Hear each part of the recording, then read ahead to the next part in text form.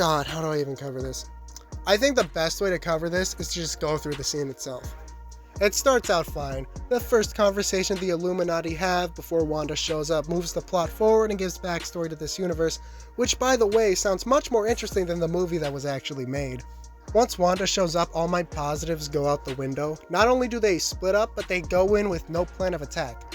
Now you can say they don't want to kill 838 Wanda, but I'm sure the smartest people in the universe can figure out how to take her down without killing her. Let's go through Reed's plan. First he tries to reason with Wanda, which is fair and actually a pretty good start. Once he fails, he goes to a threat, which would be fine as a way to intimidate her, but it's how he says it.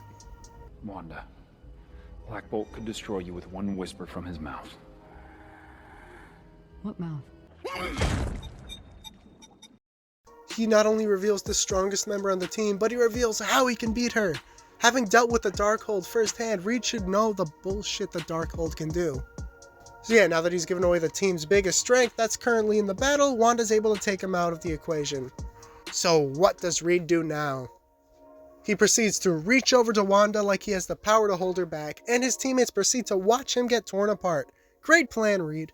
We then get the remaining two team members do all the fighting. I could buy Captain Marvel standing a chance against Wanda, but the fact Captain Carter lasted longer than Black Bolt, Reed, and Xavier is bullshit. But anyway, they both get one shot, so they don't matter. Mordo doesn't even join the fight, and Xavier chooses to go it alone, which he is then beaten by Wanda in his own game. Bullshit. It's hard to believe that this team beat Thanos, but apparently they did. Let's go through their strengths. Captain Carter and Marvel are fine. If anything, I'd make Carter less powerful. As for Black Bolt, his power is the manipulation of protons and electrons. He can do so with his voice, but he can also do so without his vocal cords, using his hands. He can manipulate matter, he has telepathic immunity.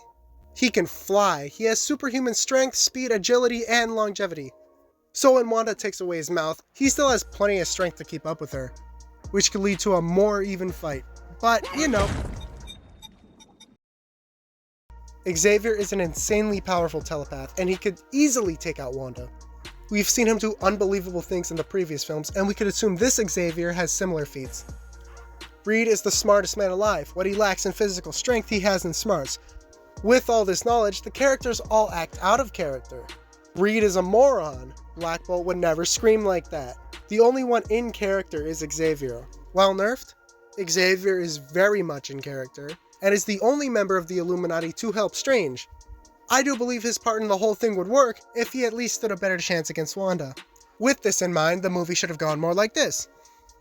Instead of rushing to the battle, Strange and the Illuminati are able to find a mutual understanding, and agree to help each other. We keep Xavier's little speech, and they all go to the Book of Ashanti. When they are doing so, Wanda shows up, and they are all forced to confront her. If you want to keep Wanda as OP as she is, at least let the characters show their strengths. Get creative instead of one-shotting them. Have Reed come up with an actual plan. Have Xavier attack her mind while the others attack her body. You can have her hypnotize some of the members and have them fight each other. There are so many possibilities with this battle and these characters. You can still kill them off, but in a way that makes them matter to the story and actually treats the characters with respect. Something the MCU can't seem to do with the characters like the X-Men. They eventually lose the battle, and the rest of the movie can play out in a similar way. Wanda destroys the book, Strange still dreamwalks into his corpse, whatever. But simple changes like this would respect the characters and make the Illuminati's screen time feel important. But even with this change, there's still one major problem.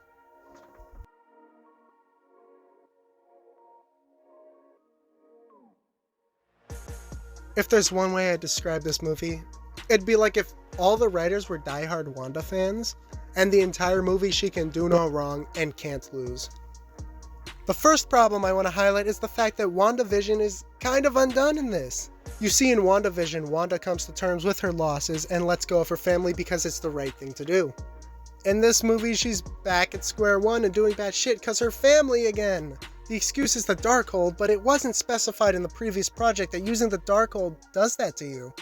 For one, all Agatha really did was call out Wanda for being in the wrong, so how does Wanda using it make her bad? Also, another thing, how does Wanda using the Darkhold for 1 year make her more powerful than Strange, who's read multiple books over the course of many years? But getting into Wanda and the Multiverse of Madness, she's absolutely insane, killing everyone left and right just because they disagree with her. Which would be fine since she is the villain, but the movie refuses to ever put her in the wrong. This is not her doing, this is the Darkhold. It'd be so much more impactful if she knew what she was doing the whole time and then did the right thing at the end. But then again, I don't think you can get redeemed from this.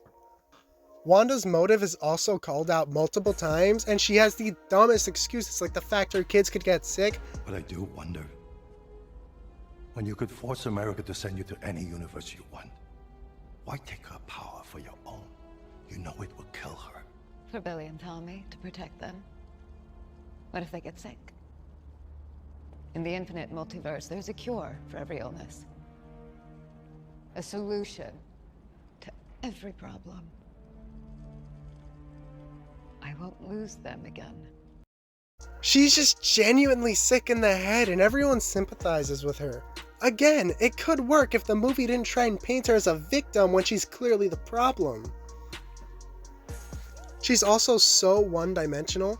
As bad as WandaVision was, it still fleshed out her character. But this movie makes her only care about the kids instead of showing her in the wrong like something good would. Also, does she just not give a shit about Vision or Pietro anymore? What about her parents? I don't get the thought process behind this character. I'm so tired of her. I want to believe she's dead in this movie, but I know for a fact she's coming back.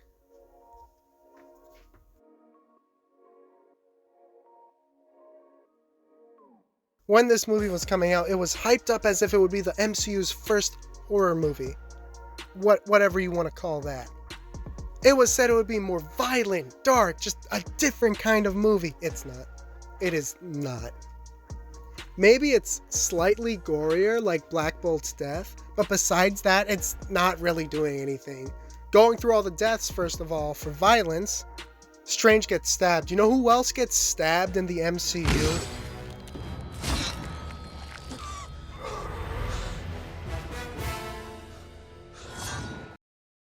The octopus thing gets its eye stabbed out. It's an animal, so violence like that isn't anything crazy because it's not human. They had a decapitation a few movies ago, so getting an eye poked out isn't too crazy. This guy just disappears. So scary. This one burned or something? Strange just kind of disappears here.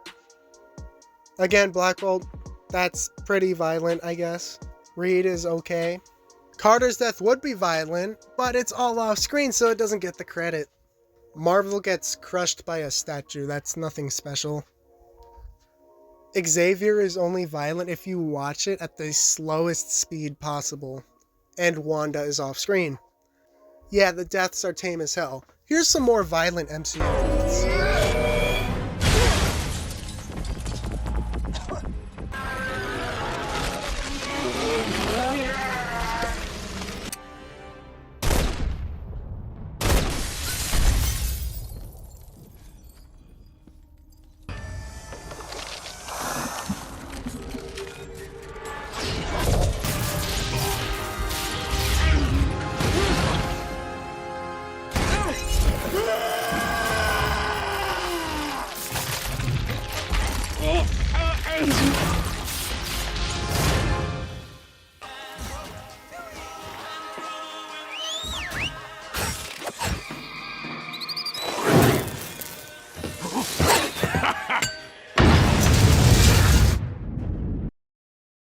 This movie isn't dark either. Its script is pretty much the plot of Shang-Chi, but worse.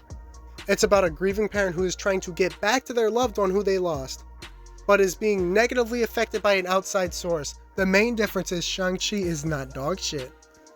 Yeah, this movie isn't dark. You get the point. It's lame, it's boring, and it somehow seems to play it too safe when it's supposed to take all these risks.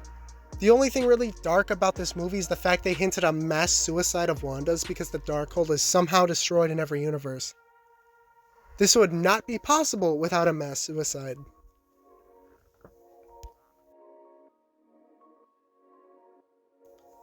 So yeah, as you can tell, I don't like this movie. It feels like a parody, the dialogue is on par with a fanfic, the plot is generic and overused, the characters are either morons, really shallow, or completely assassinated from their last appearance.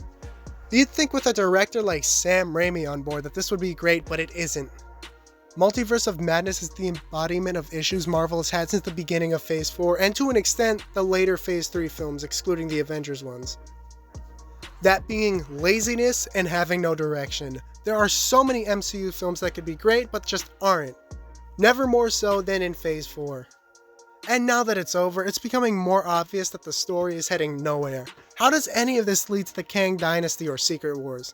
It feels about as connected as a majority of the DCEU. It doesn't work. They had 6 years to make this, and after seeing this movie, I didn't think it could get much worse. But my god, did the next entry in the series put the nail in the coffin for the MCU.